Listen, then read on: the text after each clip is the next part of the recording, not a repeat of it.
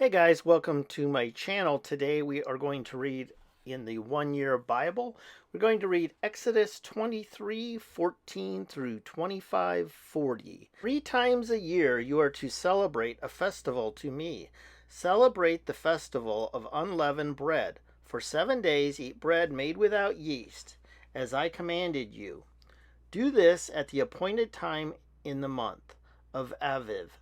For in that month you came out of Egypt. No one is to appear before me empty handed. Celebrate the festival of harvest with the first fruits of the crops you sow in your field.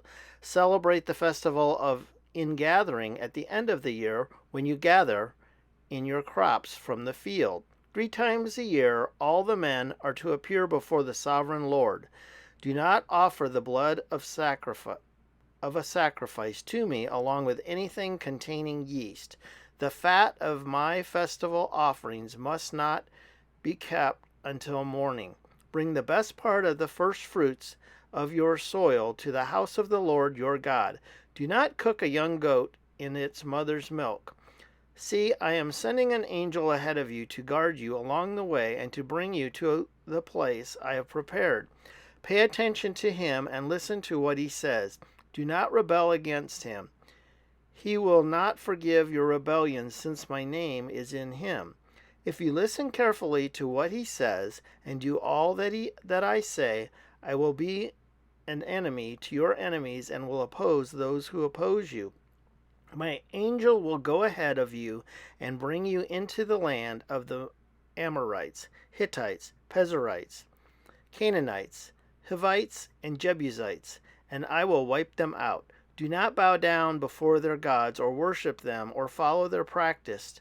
You must demolish them and break their sacred stones to pieces. Worship the Lord your God, and his blessings will be on your food and water.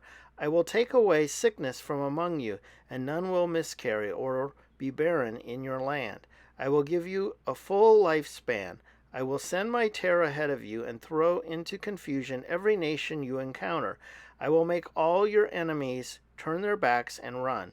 I will send the hornet ahead of you to drive the Hivites, Canaanites, and Hittites out of your way. But I will not drive them out in a single year, because the land would become desolate and the wild animals too numerous for you. Little by little I will drive them out before you until you have increased enough to take possession of the land. I will establish your borders from the Red Sea to the Mediterranean Sea and from the desert to the Euphrates River. I will give into your hands the people who live in the land, and you will drive them out before you. Do not make a covenant with them or with their gods. Do not let them live in your land, or they will cause you to sin against me, because the worship of their gods will certainly be a snare to you. Then the Lord said to Moses, Come up to the Lord, you and Aaron, Nadab and Abihu, and 70 of their elders of Israel. You are to worship at a distance, but Moses alone is to approach the Lord. The others must not come near, and the people may not come up with him. When Moses went and told the people all the Lord's words and laws, they responded with one voice, Everything the Lord has said, we will do. Moses then wrote down everything the Lord had said. We got up early the next morning and built an altar at the foot of the mountains and set up 12 stone pillars, representing the 12 tribes of Israel. Then he sent young Israelite men, and they offered burnt offerings and sacrificed young bulls as fellowship offerings to the Lord. Moses took half of the blood and put it in bowls, and the other half he splashed against the altar. Then he took the book of the covenant and read it to the people. They responded, We will do everything the Lord has said. We will obey. Moses then took the blood, sprinkled it on the people, and said, This is the blood of the covenant that the Lord has made with you in accordance with all these words. Moses and Aaron, Nadab, and Abihu, and the 70 elders of Israel went up and saw the Lord and saw the God of Israel.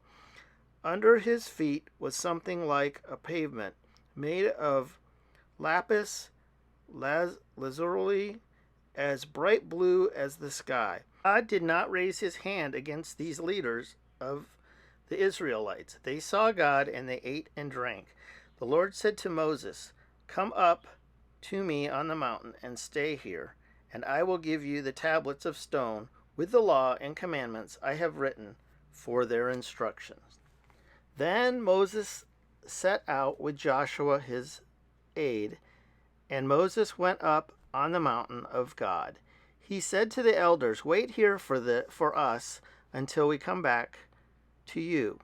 Aaron and Hur are with you, and anyone involved in a dispute can go to them." When Moses went up on the mountain, the cloud covered it, and the glory of the Lord settled on Mount Sinai. For 6 days the cloud covered the mountain, and on the seventh day the Lord called to Moses from within the cloud. To the Israelites, the glory of the Lord looked like a consuming fire on top of the mountain.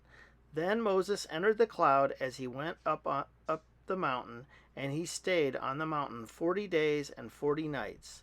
The Lord said to Moses, "Tell the Israelites to bring me an offering.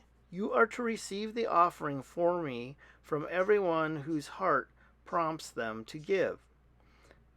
These are the offerings you are to receive from them: gold, silver, and bronze, blue, purple, and scarlet yarn, and fine linen, goat hair, ram skins dyed red, and another type of durable leather, acacia wood, olive oil for the light, spices for the anointing oil and for the fragrant incense, and onyx stones and other gems to be mounted on the ephod and breastpiece.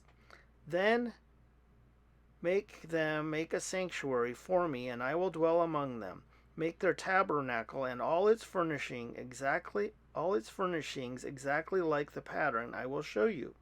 Have them make an ark of acacia wood, 2.5 cubits long, a cubit and a half wide, and a cubit and a half high. Overlay it with pure gold, both inside and out. Make a gold molding around it. Cast 4 gold rings for it, and fasten them to its 4 feet with 2 rings on one side and 2 rings on the other. Then make poles of acacia wood and overlay them with gold. Insert the poles into the rings on the sides of the ark to carry it. The poles are to remain in the rings of the ark. They are not to be removed. Then put the ark, the tablets of the covenant law which I will give you. Make an atonement cover of pure gold, 2.5 cubits long and a cubit and a half wide, and make 2 cherubims out of hammered gold at the ends of the cover. Make one cherub on one end and the second cherub on the other. Make the cherubim of one piece with the cover at the 2 ends. The cherubim are to have the wings spread upward, overshadowing the cover with them. The cherubim are to face each other, looking towards the cover. Place the cover on top of the ark and put in the ark the tablets of the covenant law that I will give you. There above the cover between 2 cherubim there are over the ark of the covenant law. I will meet with you and give you all my commands for the Israelites. A table of acacia wood, 2 cubits long, a cubit wide, and a cubit and a half high. Overlay it with pure gold and make a gold molding around it. Also make around it a rim, a handbreadth wide, and put a gold molding on the rim. Make 4 gold rings for the table and fasten them to the 4 corners where the 4 legs are. The rings are to be close to the rim to hold the poles used in carrying the table. Make the poles of acacia wood, overlay them with gold, and carry the table with them, and make its plates and dishes of pure gold as well, and its pitchers and bowls for the pouring out of offerings. Put the bread of the presence on this table to be before me at all times. Make a lampstand of pure gold, hammer out its base and shaft, and make its flower-like cups, buds, and blossoms of one piece with them. 6 branches are to extend from the sides of the lampstand, 3 on one side and 3 on the other. 3 cups shaped like almond flowers with buds and blossoms are to be on one branch, 3 on the next branch, and the same for all 6 branches extending from the lampstand. And on the lampstand there are to be 4 cups, shaped like almond flowers with buds and blossoms. 1 bud shall be under the first pair of branches extending from the lampstand, a second bud under the second pair, and a third bud under the third pair, 6 branches in all. The buds and branches shall all be of one piece, with the lampstand hammered out of pure gold. Then make its 7 lamps and set them out on it so that they light the space in front of it. Its wick trimmers and trays are to be of pure gold. A talent of pure gold is to be used for the lampstand and all these accessories. See that you make them according to the pattern shown you on the mountain. Okay, now we're going to read Matthew 24:29 to 51. Immediately after the distress of those days, the sun will be darkened, and the moon will not give its light. The stars will fall from the sky, and the heavenly bodies will be shaken. Then will appear the sign of the Son of Man in heaven.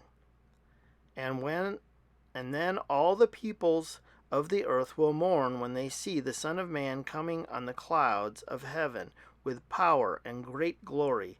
And he will send his angels with a loud trumpet call, and they will gather his elect from the 4 winds, from one end of the heavens to the other.